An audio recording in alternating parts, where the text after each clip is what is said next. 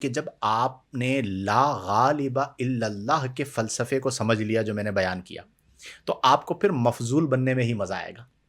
پھر آپ کو مفضول جو ہوتا ہے وہ چونکہ ظاہری طور پہ مغلوب ہوتا ہے، تو مغلوب ہونے میں ہی مزہ آئے گا۔ جب کمیاں ہوتی ہیں نا تو یہ چیزیں ہوتی ہیں، اور اس میں ایک اور چیز ہوتی ہے تلبیس ابلیس، کہ شیطان جو ہے وہ خود پسندی میں مبتلا کرواتا ہے۔